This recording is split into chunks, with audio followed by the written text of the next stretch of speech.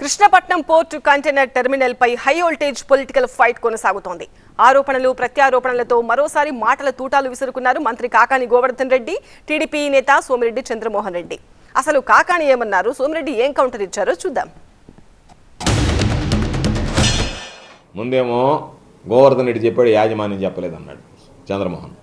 ఆ తర్వాత ఏం చెప్పాడు, యాజమాన్యం చెప్పింది మీరు చెప్పింది ఒకటేగా మాట్లాడుతున్నారు అని చెప్పాడు. వాస్తవం నిన్న చూస్తే ఆ టెర్మినల్ రావడం, కృష్ణపట్నం టెర్మినల్కి ఆ వెజల్ రావడం, వెజల్కి సంబంధించి మీడియా ముఖంగా మనందరం కూడా వెళ్ళి చూడడం జరిగింది. ఎవరైనా ఆ సేవలు కొనసాగించడానికి ప్రయత్నం చేయడంలో తప్పులేదు, కానీ రాజకీయంగా బురద జల్లాలని లేదా వాళ్ళని బెదిరించాలని బ్లాక్మెయిల్ చేయాలనేటువంటి చేష్టలకు పూనుకోవడం సరైనటువంటి పద్ధతి కాదు. నీకు కనీసం ఆ రోజు జీజారావు చెప్పినటువంటి మాట ఒక్కసారి నువ్వు గుర్తు తెచ్చుకుంటే, తల్లి లాంటి పోర్టు మీద నువ్వు అభండాలు వేస్తున్నావు గుర్తుంచుకొని అన్నాడు ఆయన. చంద్రమోహన్ ఎవరు, నేనెవరు, మరొకటి మామూలుగా మా కృష్ణపట్నం పోర్టు టెర్మినల్ మూసివేశారని చెప్పడానికి చెప్పాల్సింది యాజమాన్యం. ఈయన మధ్యలో వచ్చి నేను మూసేశారని చెప్పాను అంటే ఒక దుష్ప్రచారం. వాళ్ళ మీద నీకు ఉన్నటువంటి కోపం, నీకు చందాలకు వాళ్ళు సపోర్ట్ చేయడంలే, నువ్వు అడిగినంత వాళ్ళు ఇవ్వటంలే, నీకు ముడుపులు ఇవ్వడంలే, కాబట్టి వాళ్ళ మీద ఏదో ఒకటి బురద జల్లాలి అనేటువంటి ఆలోచనతో చేసేటువంటి పనులు. చంద్రమోహన్ అనేవాడు బ్రతుకే ఫేక్ బ్రతుకు. నీ బ్రతుకే ఫేక్ బ్రతుకైతే నిన్న ఒక వెజల్ వచ్చింది, ఎంటీ కంటైనర్స్, ఖాళీ కంటైనర్స్తో ఒక వెజల్ వచ్చింది. ఒక 2200 కంటైనర్స్ అక్కడ వేసేసి ఆ షిప్ వెళ్ళిపోయింది.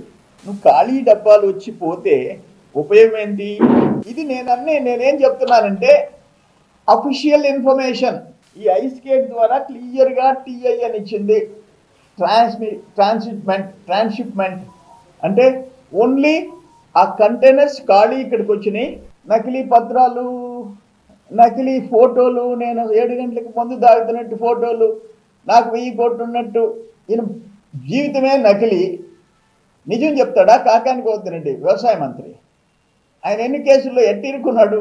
అన్ని తప్పుడు పనులు చేసి, కల్తీ మద్యం, నకిలీ మద్యం, ఆయన జీవితం నకిలీ. అసలు ఒక మంత్రి ఇంత బరితెగించి అబద్ధాలు చెప్పడం. నువ్వు ఒక్క మాట చెప్పావు, కంటైనర్ పోర్టు ఇక్కడగానే కొనసాగకపోతే నేను ఎమ్మెల్యేగా కొనసాగను, మంత్రిగా కొనసాగను అన్నావు. నీ జీవితమే అబద్ధాలు.